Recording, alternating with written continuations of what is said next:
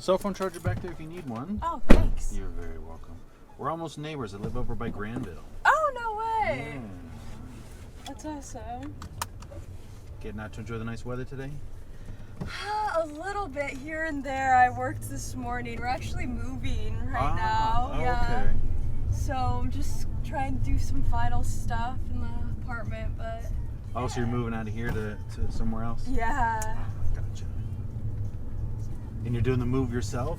No, it's I have 3 other roommates, so we've all kind of like been staggered with like moving out. Sure. And yeah, I had help from them. I've never paid for movers before, and we got movers this time around, which was really nice. Yeah.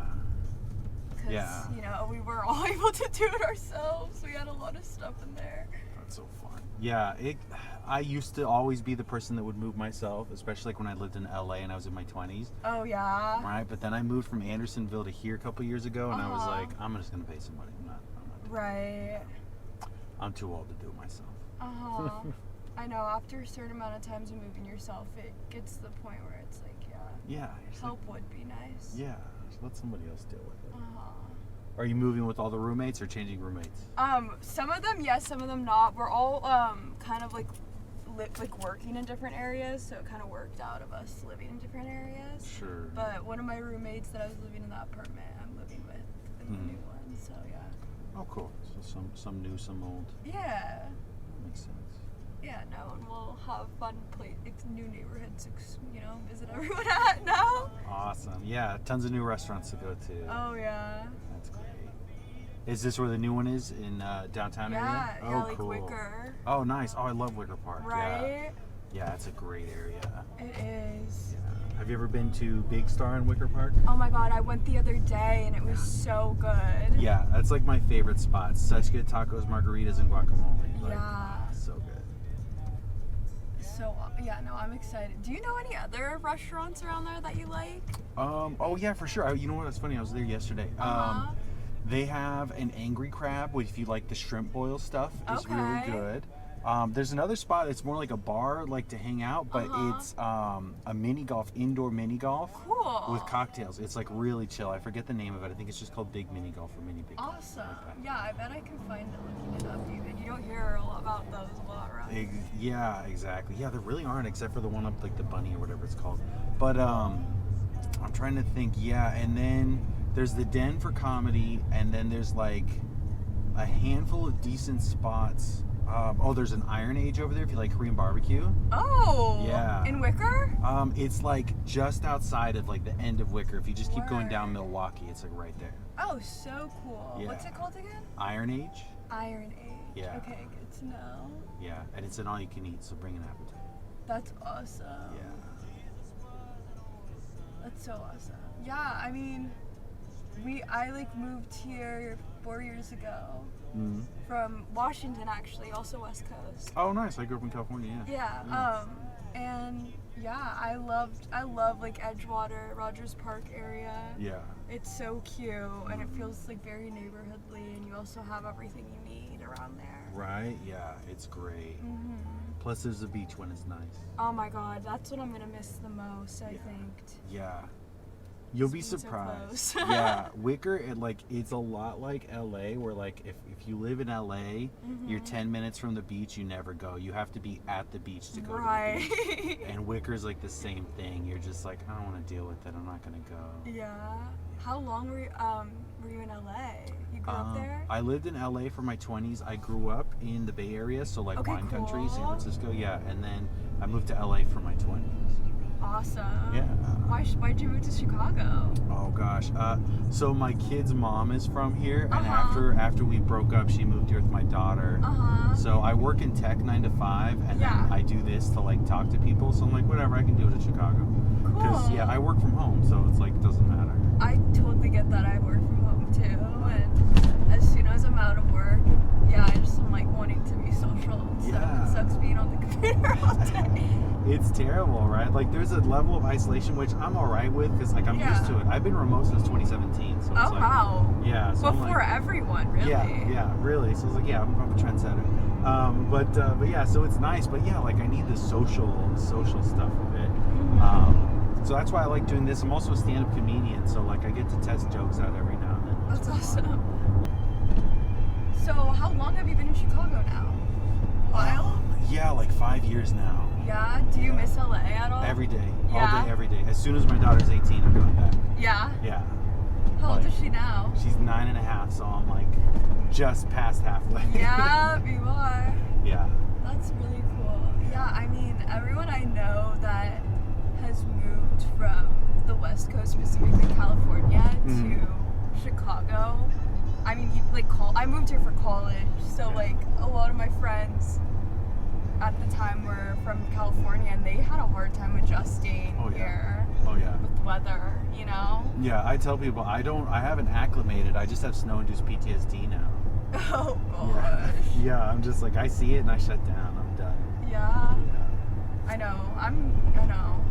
I'm not used to it either. Even just being from like Seattle. Yeah, I was gonna say, so you came from Seattle. Yeah, it's cold, but it's not the same. It's like more gray, but not freezing. It's so mild. Exactly. All the seasons are so mild. Yeah.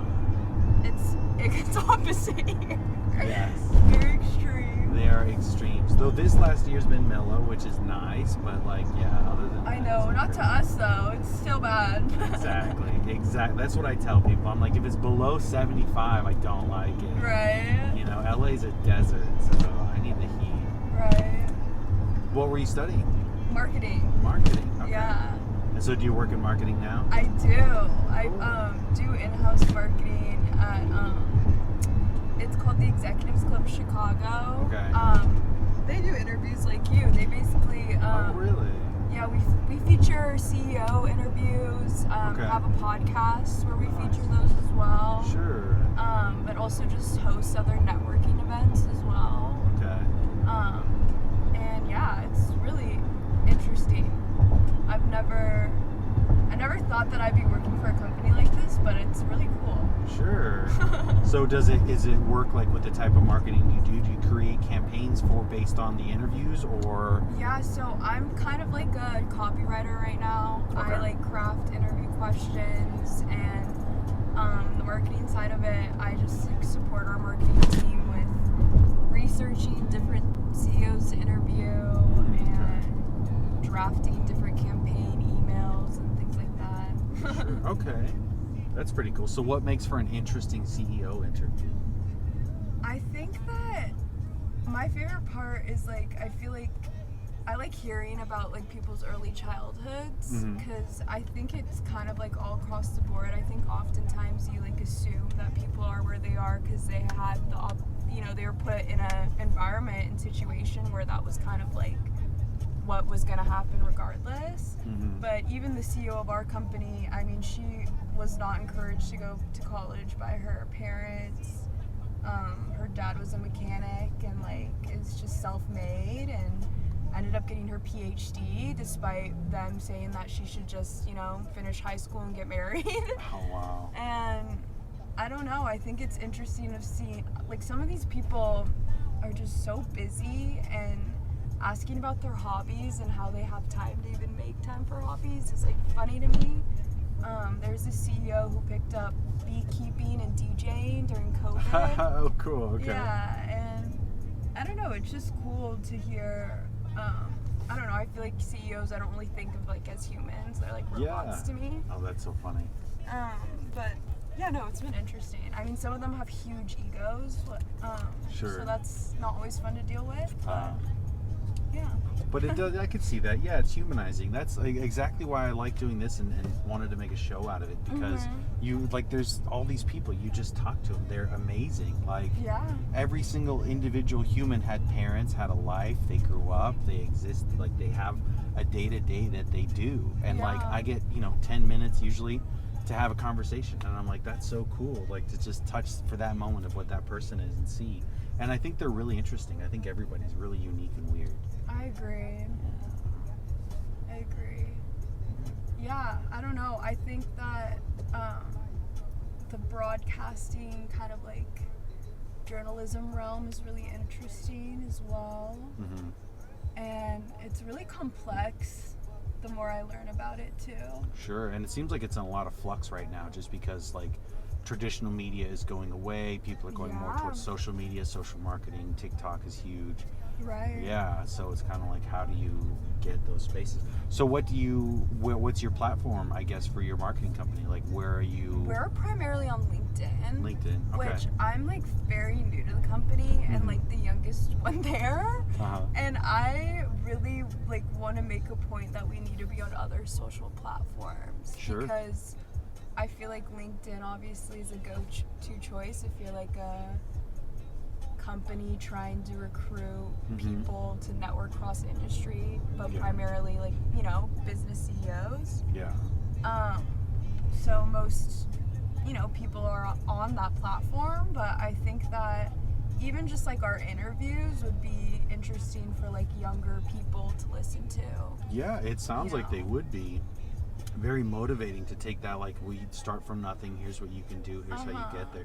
There's a huge market for people that love stuff like that. Like, Right. I think I saw some stuff where they like take some guys and they're like, these are billionaires that they just drop them off of a truck and say, you've got a week to make $1 million, go ahead and see what you're gonna do.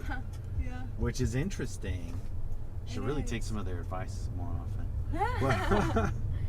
Yeah, I mean, I don't know. It is interesting. I think, like you said, everyone's a person, and like all of these people like may have similar job titles, but they're all so unique, and Right.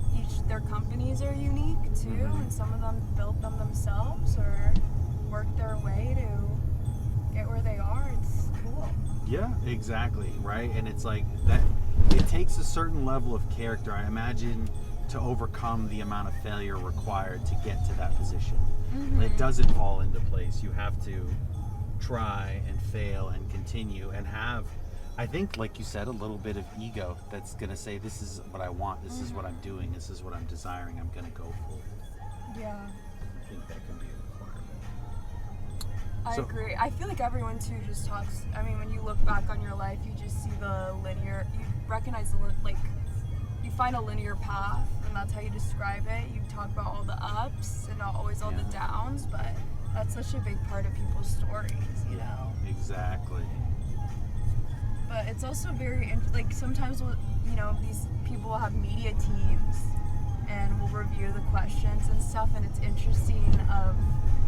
We kind of have a format of like basis of types of questions we ask, and kind of we'll craft them around the reaction, really. Sure, yeah. And there'll be some people who are like, this is great, my media team looked it over, we'll answer any question, you know. It's just like genuinely wanting to, you know, promote what they're doing and are passionate about it, Yeah. and are ready to talk about it in any capacity.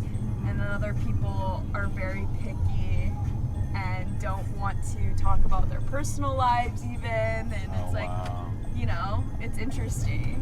Yeah, and that's, it's so, when you get marketing types, but then you also get like specific types of marketing to say this is your outreach, right? And your plan for how you're going to go, and they're trying to create an image and cater an image specifically a certain way. And that can be difficult, and the more people get into it, the more they tell you to refine a certain way. Definitely. I agree. How long have you been in Chicago? I've been in Chicago since 2019. Okay. Yeah. So I was here during the pandemic. Yeah. And have stayed since. Really. Nice. And do you think Chicago's going to be home for you? I don't know, we'll see. Yeah. I love living here. I feel like the community I've made here and people I've met, like I can't imagine ever leaving. Okay. But I also, I don't know, I feel like I'm young. Yeah. A lot of time, you know, there's always time to move Exactly. and explore new places. Yes. And I don't know, I love to travel, so if I go one place and absolutely love it, I'll stay there. There you go. Before I had a kid, I had an idea for a travel show called Citizen of the World. Yeah? Where you just go somewhere and live there for like 3 months and find out, where do you go grocery shopping, where do you get work, what's the train commute Very systems. cool. That's an awesome idea. Right? You should do it. Yeah. You should still. As soon as my kid turns 18, I'm just gonna be like, all right, I'll see you later, peace out. Right. Yeah. Just hit me up on social media, we can talk that way. come to a different, you can, have her in a couple episodes to see what kind of stuff she would do. That's true. That's very true, yeah. But yeah, I think, I'm surprised nobody's done it. So I definitely want to do something like that. Maybe. I think it'll be cool. So if you could wake up anywhere in the world tomorrow, where would you want to go? I would want to go somewhere on a beach, probably. Yeah, I feel that way whenever it gets cold. I'm just like, give me somewhere tropical as soon as I can go. Absolutely. But I don't know.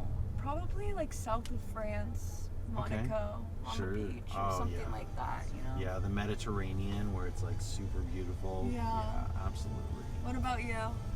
I really want to go to like South America or Southeast Asia. So I feel like they're very different from what we have here. Definitely. And so I want to experience that. I want to see that. If I maybe find some ayahuasca in South America, I'm not going to say no to it. Yeah, of course, I'm there. Do as the people try do. it once, maybe a couple times. Yeah, maybe 4 or 5, we'll see. Right. Yeah. But yeah, I think it would be cool just to see something super different. I've been out of the States. I grew, my family's from Mexico, so I've been to Mexico. Very cool. But I want to go like way further south just to see what it's like. Yeah, I think I've been to the Caribbean, Dominican Republic, and it's gorgeous over there. Yeah, I bet. But it's also just, countries like that are interesting because it's so divided. And I was there helping coffee farmers and living with them. Whoa. It was a lot of fun, but we would go to certain parts and there'd be these huge resorts, and on the outside of them would just be these big displaced communities, and it's really interesting how normalized that is. You see in other countries, you see it here. I mean, even on Lakeshore with a bunch of tents. Oh yeah, absolutely. I don't know. I remember I was really young. It was one of my first times out of the States, and I'll always remember that. It was crazy. But I would love to see more of South America, Brazil, even. Yeah. Yeah. That's so interesting. So did your family say let's go? And no, I did it through a school program. One of the alumni at my high school did a similar I don't know how he ended up creating a relationship with the family there, and was realizing how they were kind of getting ripped off with how much they were getting paid for coffee beans. So he basically said, screw your old supplier, I'll be your new supplier and we'll give you guys better wages. And started a whole other program where he's helping develop their community, even with building houses and stuff. So they started a program of students going and helping him build houses. Okay. And, cool. Yeah, that sounds like a really great program and super important. I mean, that's good that he saw that need to say these people are getting ripped off and exploited, which is absolutely what's happening. And so he's like, okay, we can get you better pay and actually build the community. Because a lot of if you look at Folgers, they just buy the coffee as cheap as they can. Yeah. And then that's it. They don't give anything back. They just take what they can and go. And so places that can reinvest into the people there. It's going to make more sense to me. Yeah, definitely. Yeah. Where in South America would you want to visit specifically, or do you not know? I would want to go to, because there's so much, right? Peru, Bolivia. Argentina, Brazil, because that's they have 100% legalized ayahuasca there. It's just all psychedelics. It's cool. Yeah. I did not know that. Yeah. So it's just part of the culture. They're this is just what you do here as a teenager to become a man or a woman. It's part of growing up. This is the culture, which is pretty cool. So definitely would want to see that. But then also I'm Mexican. I like the fun music and good food and tropical culture. So I just want to see and experience all that stuff too. That'd be awesome. Have you been to parts of Mexico? What part is your family from? My family's from Jalisco. Okay. So I've been to Jalisco a few times. We drove from Sonoma County to Jalisco, and you go through half of Mexico. So I've driven through a ton of it. That's awesome. Yeah, it was a lot of fun. But I haven't been to Mexico since I was 10. Oh, my gosh. Yeah, so I Gotta want take your daughter. Exactly. So I gotta wait till she's older, but then yeah, I wanna have her go out and like see what it was. We were having a conversation about fresh milk, because she's like, I've never had like fresh milk. I was like, fresh from a cow? She's like, never. And that was a thing we did in Mexico. Wow. Yeah, there was like a cow farm. We went and we had, you know, that like Mexican spiced hot chocolate. We crushed a bunch of that into a cup and then just like milked the cow right into it. So it was just like hot, creamy, like so good hot chocolate. The best I've ever had. Yeah, it was so good. That sounds amazing. Yeah. And you just, I don't know how you can do something like that here, other than like, I guess, have a friend who has a cow, maybe. Right. Yeah. Chicago unheard of. Yeah, like, exactly. That's so. I was gonna. That your story reminded me of, in the DR actually, my host mom there would make us like this hot chocolate, and I don't know what milk she used, but it was really thick. And it was just like amazing. I've never had or seen anything like it before. It's probably just fresh squeezed cow's Maybe, milk. yeah. Yeah, usually, because it's not, you know, what we do with milk is we strain it all, we take all the cream off, separate it, and then you have the regular milk, and then they pasteurize it, which means they boil it. And that makes it a little thinner also, and then it's all homogenized, so they like blend the heck out of it and break down the proteins, and then that's the milk that we have here in America. That's but awesome. Other countries don't do that. Pricey. I know. The quality of food here, like, obviously we, you know, are extremely blessed in a lot of ways, but also it concerns me, I think, like, oh, for sure, with all the chemicals that yes, especially the cheaper foods have, you know. Yeah. Ultimately. Right, yeah, like fast food and all that stuff, like, yeah, which I don't eat. Microwave TV dinners, all these things, like, yeah, and it's all very denaturized. Like, a lot of food just isn't how we've been eating it for the last like 3 million years as humans. Yeah, it disconnects people from where it comes from. Absolutely. Sad. Yeah, that's actually one of the things I'm doing at my house. I have an indoor hydroponic garden for food. That is awesome. Yeah. I really wanted to start one. Yeah, it's super doable. They have kits for like $100 on Amazon, and you just get the right nutrients and the right stuff. I'm very new at it. I'm just getting started. I put it all together and I have to move it.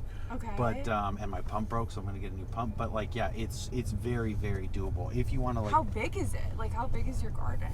It is. How many plants can it hold? It can do. I have 2 sets of 4 by 3. So. Oh wow. Okay. And those are like, they're tubes that are crossed and they're about this wide, and That's so awesome. and then 4 rows, and then it's like 6-foot shells, 2 6-foot shells of that. That is so awesome. Yeah, it's a lot. It's really cool. I'm very fascinated by it. I also grow mushrooms, like food mushrooms, and the fun ones. Fun. And so the food ones, same thing. So I have like a little tent next to it that's like a greenhouse for humidity that holds the humidity in. Cool. And you can grow them all in there too. So like between those two, my goal is to be able to grow enough food to live for a month, just to like do it. That's and awesome. Then, and so I think I'll be able to. Yeah. Yeah. That is so cool. I've seen like people start them, and I'm fascinated by them as well. Yeah. And you don't need that much space for it. That's what's cool about it. It really, like, one shelf is like this wide, about this wide, and that has a row of 12. Yeah. Wow. 3 by 4, 12, and then each row has like a hole about this big, and you can grow lettuce, you can grow vegetables, you can grow whatever. And I think each thing has like 16 or 15 slots. Wow. So it's a lot of food. That is a lot of food. Yeah.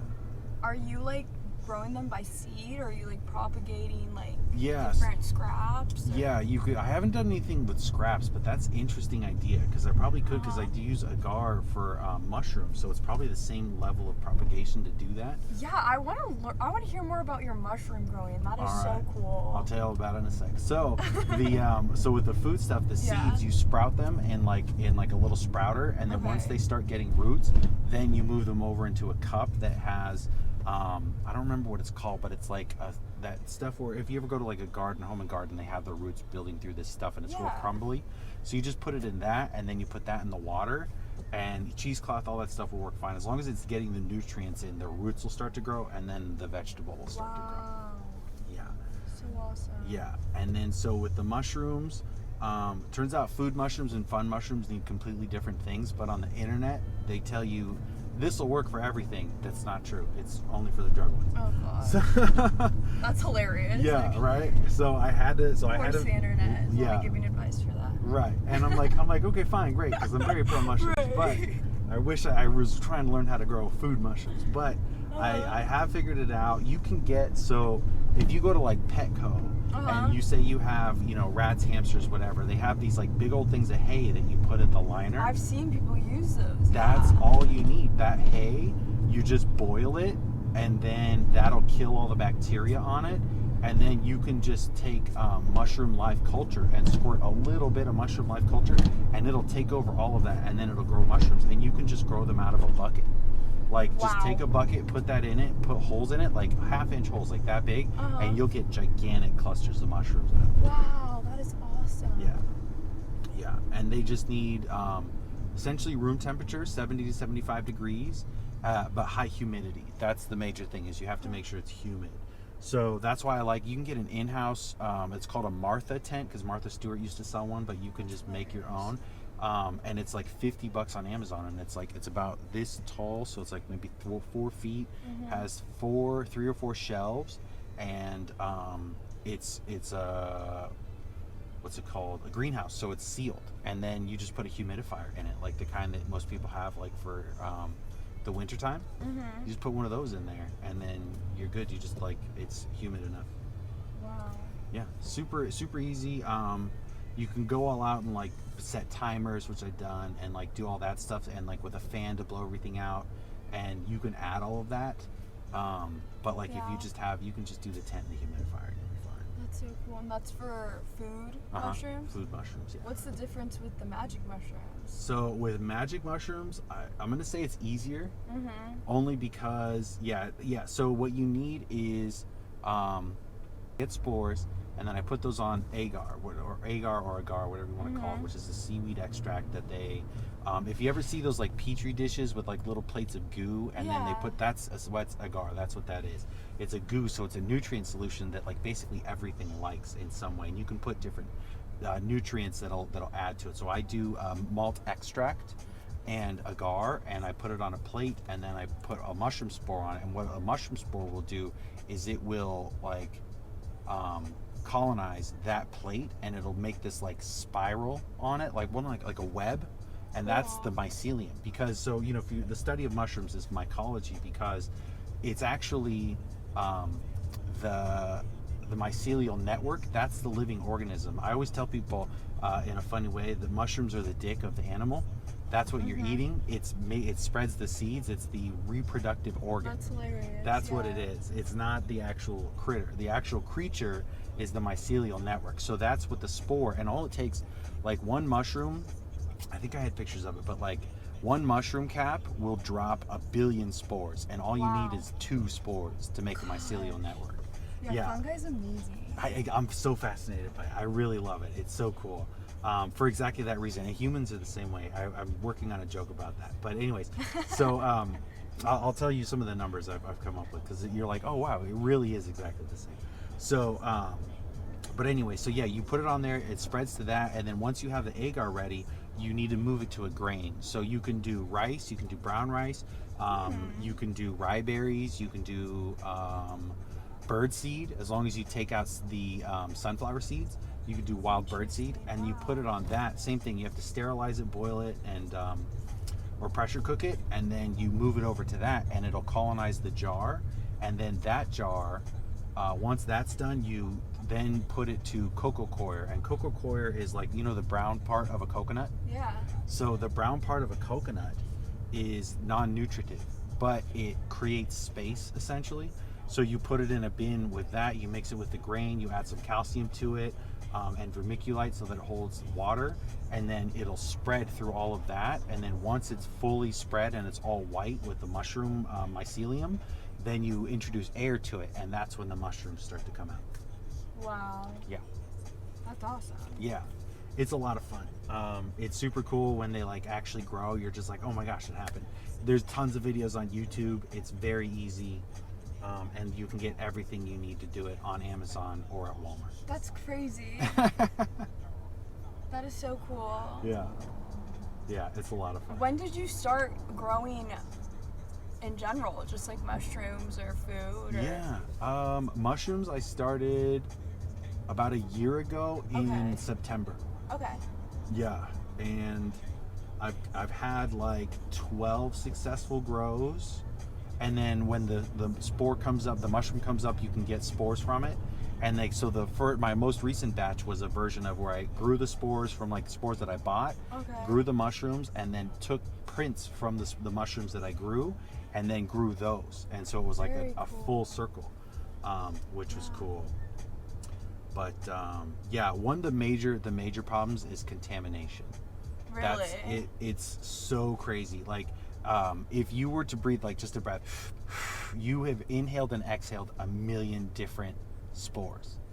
Even now, just in here, they're everywhere. If you're dealing on a microscopic level, it's everywhere. And that stuff just gets in and will take over. So that's why you have to like sterilize all the stuff that you're using and cooking and making. And then you feed that to the mushroom. That is so cool. Have you tried all of your successful grows? Oh yeah. That's awesome. I'm really good at mushrooms. So with the magic mushrooms, can you like they're usually dried up? Is that required? Like, do you dry them ever or no? Oh yeah. So yeah, you dry them so that they last, because if you have just raw like wet mushrooms, they only last a week and then they go bad. The mushroom body starts to get rotted and gross because it's like food. Right? Yeah. So you dehydrate them, and if you dehydrate them, they can literally last hundreds of years that way. That makes a lot of sense. Yeah. So that's why they do it. Yeah. Yeah. I've tried. Oh, here. Sorry, I'm getting a call. No problem.